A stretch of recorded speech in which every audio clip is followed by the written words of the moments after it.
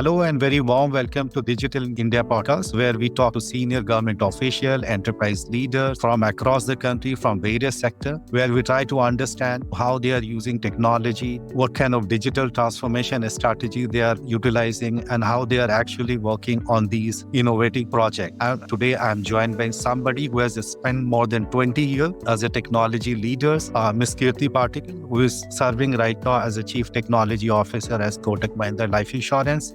She's somebody who is very passionate about technology and also about women in technology, especially the STEM education for women. So, Ms. Patil, thank you so much for taking out time for this podcast. Thank you so much for having me here. It is really my pleasure and honor to be here with you, Mohammed. So, let me begin by asking you, if I have to ask you to describe the 20 plus years you have as a technology leader in a single metaphor, what would be that and why?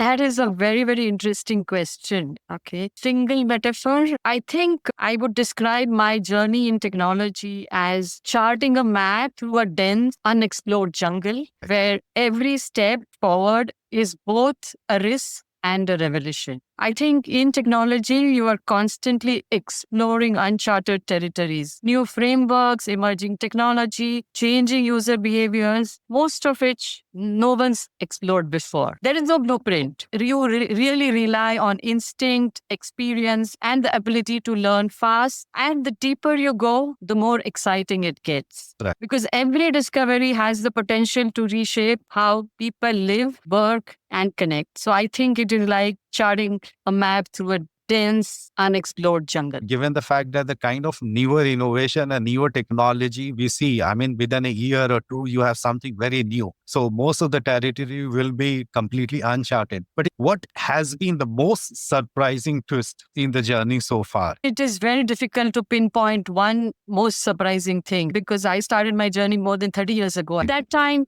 implementing email in an organization was a surprise because it was unheard of then. But if I were to talk about some of the most recent things, when I did my engineering more than 30 years ago, we were taught the subject artificial intelligence. And so I knew it all along, but I think the way that technology has matured, the pace at which it has matured, and the way it is going to change the way we live and work, connect together, I think that is the real surprise element for me. How that has really evolved and how we will coexist along with that technology, I think that is going to be the biggest surprise for all of us. Now, coming to the Kotak Life has undergone significant digital transformation since you joined in 2003. What strategy have you found most effective in modernizing the applications, some of the IT work that you are doing? Because most of the legacy organization would have invested a lot of money into an IT infrastructure which is already existing. And then you have newer technology like Kubernetes, microservice, AI, all those coming these days. I think the strategy that we have adopted and that has really worked for us, I can put it down into 4 or 5 aspects. First is, I think what has worked very well for us is the phased modernization approach that we have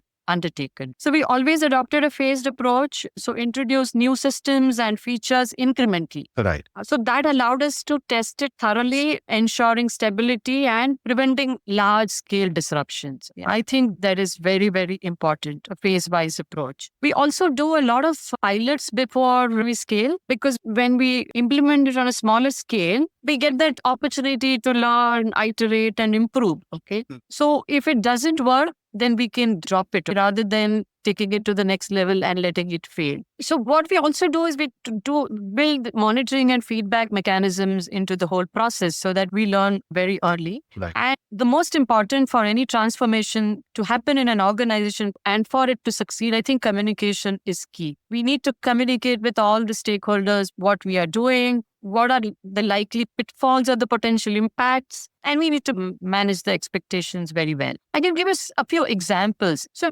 most life insurers in India are using a legacy policy admin system, and so are we. And when we wanted to modernize, we have to follow the core because we didn't want to take a big bang approach and just replace the core. So we said we want to follow the core, but that following the core also means a lot of things. Data out from the policy admin system into a database which can be used by other systems. And then we built this around applications. We started with policy issuance applications, then we moved to underwriting and so on and so forth. And I think that is the approach that we have continued to use till date. So even the 3-tier architected applications when we wanted to modernize, and you mentioned containerized applications, cloud native applications, we took the same approach. Do it small and design well, because I think the architecture and the design is key to success of any Right. application. Absolutely. Now, let me ask you, when you are evaluating any technology deployment, what are some of the parameters that you look at in terms of whether you should be investing it, whether you should be the first one to try, or would you rather wait to look at some of the use cases happening here and there in different markets, and then based on those feedback, would you like to emulate? How do you plan the imbibement of a newer technology? So it is never about that we want to be the first mover or we want to emulate someone. I don't think that works, and that doesn't work for us for sure. So I think it starts with deep alignment to the business value that a particular technology is going to create. If a technology can enhance, for example, customer experience or improve efficiency or open new channels, it's worth exploring. So for us, it is the business value or the business outcome that comes first, because we are not a technology company, so we don't get carried away by the technology itself. The use of that technology to our business is the first thing that we check. So even if everybody else has used a particular technology, but we believe that this is not going to give us value, we may not pursue. Okay. But if there's a new technology which nobody has used, but if it is going to give us immense value, then we find it worth exploring. Right. Like I said before, we are exploring. And when we are exploring, we really want to experiment. And we experiment with pilots. Right. We experimented with small use cases. And once those are successful, then you technology teams get the confidence to move ahead. Business gets the confidence and sponsors get the confidence to sponsor such an investment. I'll give an example. We started our AI journey with conversational AI 6-7 years ago. Even in that, we tested multiple use cases of the conversational AI. We tested with certain closed user groups internally, with certain customer sets. And only when we realized that this technology is mature, the way we have built it is good, and it is really delivering us the customer value, we went ahead with it. So I think being the first mover does not mean jumping in blind. Right. It just means being willing to test early, learn fast, and scale smart. You mentioned conversational AI. What is your assessment, especially using of conversational AI as an omni-channel customer experience platform? Do you see in a tangible term it is happening or down the line? It is absolutely happening. And I'll just again take you back when we implemented it 6 years ago. A couple of use cases, we added more use cases, and then COVID happened. And we did not even have to advertise this because at that time, everybody was at home. Customers were at home, agents were at home. And this channel is very easy to use. And this was on WhatsApp. And everybody, including the customers, the distributors, they just started using this channel. So earlier, 25% of our service requests would get serviced through digital channels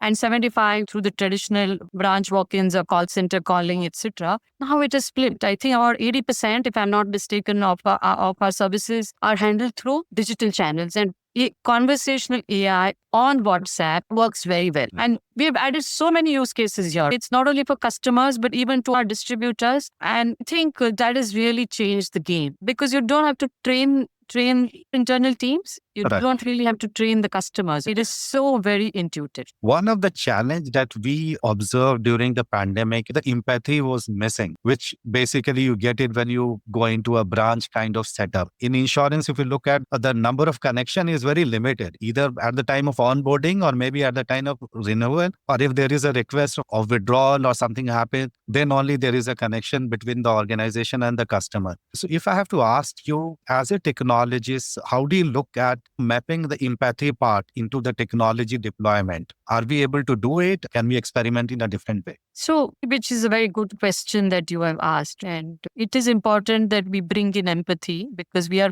at the end of the day dealing with human beings. It's not a machine to machine conversation. But I think technology or efficiency that the technology brings in and empathy are not opposites. They can and they should coexist because they are really complementary pillars of modern financial services. Technology gives us scale and speed, but what really makes it meaningful is how well we use it to understand and serve people better. We use the human in the loop logic, okay? so that customers and consumers feel that they are heard and not handled. So the responses that we give back, they should be empathetic responses. So how do we ensure we do that? So we use a lot of design thinking where empathy is at the core of what we build. And for that, we do a lot of focus group discussions with sometimes the actual customers, definitely the consumers. We are with them to understand what are the challenges, what are their expectations, and we build the processes and the technology around that. So while they're served efficiently by the technology, they don't feel that they are short charged, okay, that a machine is handling it. And we also keep that human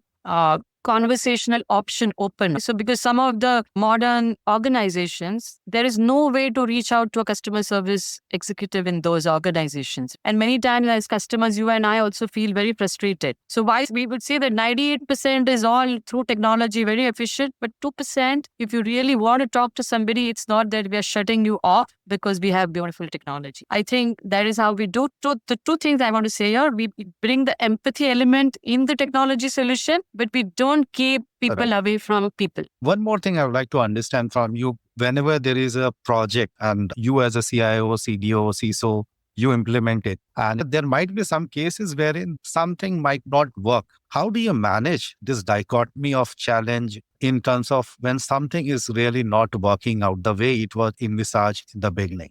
So I think this challenge will is for all CIOs or CTOs, not necessarily only because I'm a woman, I face these challenges. Again, this is a very good question because people don't ask about this. People want to know only about successes and what went well. So I'm happy that you are also asking me to talk about areas that are not really covered by everyone. So there is an emotional weight of transformation. I agree. There's excitement, no doubt, right? But there is also resistance. There is also fatigue. There are also moments of doubt. And tech leaders, as I mentioned earlier, have to champion a vision long before it becomes visible to others. So as CIOs, we deal with a lot of uncertainties. There are delayed outcomes, not so correct outcomes. And there is a pressure to deliver with 100% perfection all the time. And all this has to happen when you yourself perhaps are learning the terrain because it's a new technology. You may not have done it in the past. And the repercussions are on so many people. Now, if you will talk about the stakeholders, I think it is important that you need to communicate consistently, stay transparent about the wins, transparent about the setbacks, but you also need to manage your teams because if something is not delivered to perfection, then their morale will be down and there is pressure from all over. So what I do to my teams is just remember why we are doing what we are doing. So purpose is very, very important. And I think if you know what your North Star is and you're focused on that, then you're grounded and you can overcome these challenges. The other P, which is important, is also progress over perfection. I think that is important for teams to know. And as a leader, my job to communicate that every time you may not succeed and it is okay to fail. I think that is what has worked for me and for many leaders. Now, coming to the challenge as a woman, right? Like I said, these challenges are common to anybody and everybody. But a woman leader perhaps is an additional challenge that many of the stakeholders would be men. I don't let gender come into my conversation with any of my peers or my team or you or anybody. And I think that is what women should do. So if you have enough knowledge and you're true to what you're doing,